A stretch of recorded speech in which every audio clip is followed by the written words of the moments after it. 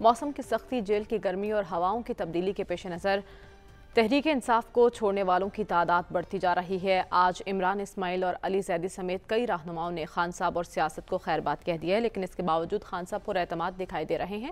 وہ یہ کہہ رہے ہیں کہ ان کی مذاکرات کی پیشکش کو کمزوری نہ سمجھا جائے اور بار بار وہ بات چیت کی بات کر رہے ہیں۔ ہمارا سوال یہ ہے کہ اس تمام تر صورتحال میں تحریک انصاف کی بطور سیاسی جماعت اب بقا کے سوالات اٹھ رہے ہیں، تو ایاز صاحب کیا تحریک انصاف ختم ہو رہی ہے؟ دیکھیے ایسے کیسے ہوتا ہے، موسم خراب ہوتا ہے، ہوائیں چلتی ہیں، پتے جھڑتے ہیں، یہ قدرتی عمل ہے۔ جو کمزور پتے ہوتے ہیں وہی گرتے ہیں اور جو نہیں تھوڑا سہ سکتے۔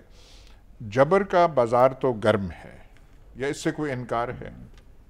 یا اس کے جو اس پریزنٹ ڈسپنسیشن کے حمایتی ہیں، کیا وہ بھی انکار کر سکتے ہیں کہ ایسے جبر کا جو بازار ہے وہ ہماری تاریخ میں پہلے نہیں ہوا؟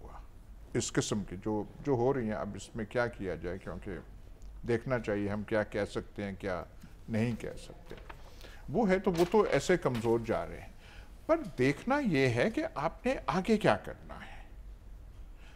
ملک کی ہم روز کہتے ہیں، پیٹتے ہیں، جانتے ہیں، بچہ جانتا ہے، سچویشن خراب ہے۔ یہ جو بازار جو ہے جس کا میں نے ذکر کیا، یہ آپ انڈیفینٹلی جاری رکھیں گے، اکتوبر تک رکھیں گے، نومبر تک رکھیں گے، یہی مار دھاڑ، پکڑ دکڑ، چھاپے، پولیس تھک جائے گی۔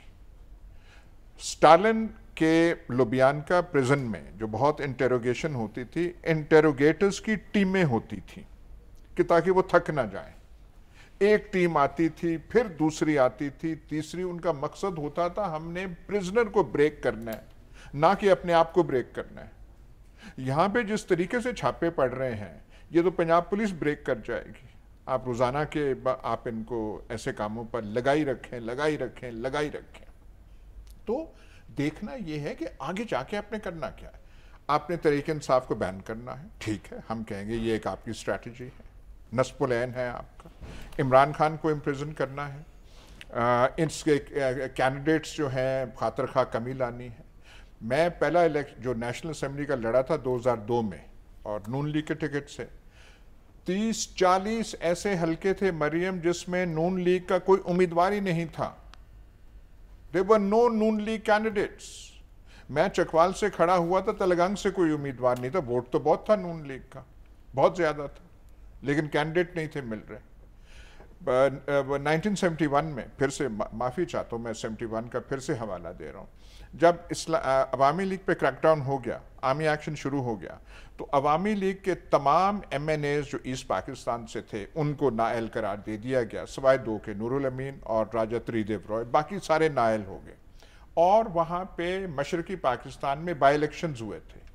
ان بائی الیکشنز میں پیپلز پارٹی 50 ایم این اے جیت رہی ہے، وہ جو ایک وہ ہوتی تھی قیوم مسلم لیگ، وہ کوئی سیٹیں جیت رہی ہے، جماعت اسلامی کو کوئی 30-40 ایم این ایز، کیونکہ آگے سے کوئی تھا ہی نہیں۔ ٹھیک ہے، تو کیا آپ ایسے الیکشن کرانا چاہتے ہیں کہ وہ بھی بالکل ہٹ جائے، وہ بھی سب کچھ ہو جائے؟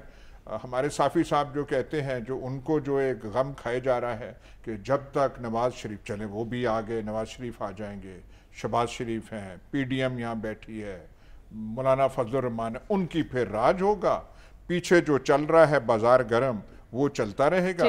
تو آپ پاکستان کے حالات ٹھیک کر لیں گے، یا تو آپ کہنا ہم ایسے ٹھیک کر لیں گے، یا آپ نے وہ انڈونیشیا والا کرنا۔ ہم انڈونیشیا نہیں ہیں۔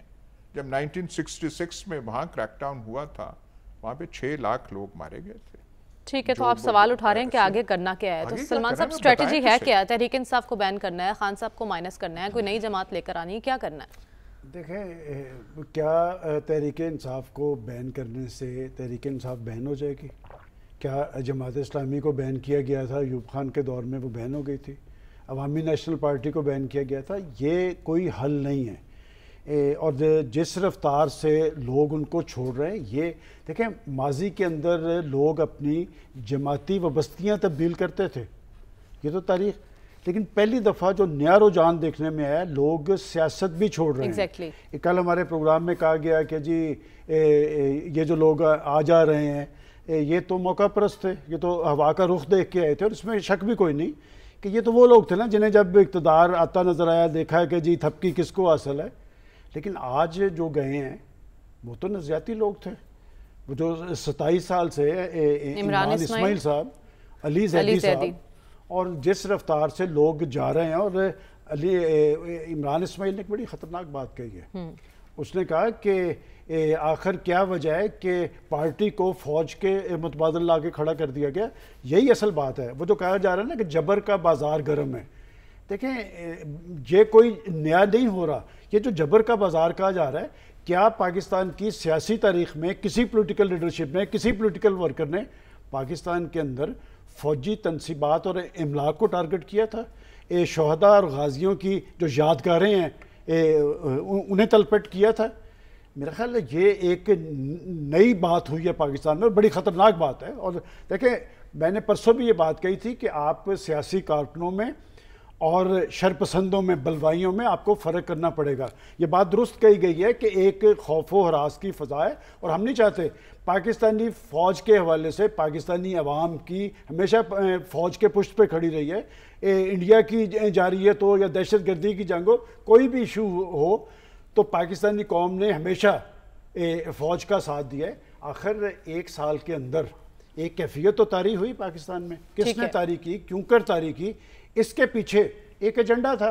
اب یہ چیزیں کھل کے سامنے آ رہی ہیں. دیکھیں بات یہ کہ ریاستی اداروں کو ٹارگٹ کیا، اور میں اس وقت کہہ رہا تھا کہ وہ پہلی دفعہ دیکھا کہ وہ پسپائی اختیار کر کے وہ خاموش ہو گئے. ان کی خاموشی کو یہ سمجھا گیا کہ ریاست کمزور پڑ گئی ہے. اور میں اس وقت بھی یاد کریں میں کہتا تھا کہ ریاست کمزور نہیں ہوتی. میں بار بار یہاں پر دہراتا تھا کہ شخصیات جو ہوتی ہیں وہ آئین اور قانون سے بالاتر نہیں ہوتی، اور ریاست کبھی کمزور نہیں ہوتی. اور میں آج بھی میں سمجھتا ہوں کہ ریاست کے بارے میں کہا جاتا ہے نا کہ ریاست ماں کے جیسی ہے. یہ ورغلایا گیا ہے پاکستان کے نوجوانوں کو، ان کے اندر ایک نفرت بھری گئی ہے. میرا خیال ہے کہ ریاست کو ان کے لیے رحم کا جذبہ بروئے کار لانا چاہیے. اگر پولیٹیکل ورکر ہیں، آپ نے 9 مئی تک حالات یہاں تک کیوں پہنچنے دیے؟ کیا وجہ تھی کہ 1 سال سے تماشا لگا ہوا تھا پاکستان کے اندر، اور پاکستانی فوج کو، پاکستانی فوج کے سربراہ کو میر جعفر، میر صادق، جانور، پتہ نہیں کیا کچھ کہا جاتا رہا. ہم اس وقت بھی الرٹ کر رہے تھے کہ پولیٹیکل فورسز ایسے نہیں کرتی. اور اب بھی جو آپ نے سوال کیا کہ جی پولیٹیکل پارٹی کا مستقبل، ایک تو میں نے یاس صاحب کو مبارکباد دینی ہے کہ آپ کے وہ فوج میں وہ جو بیچ میٹ تھے رؤوف حسن صاحب، ان کو سیکرٹری اطلاعات بنا دیا ہے.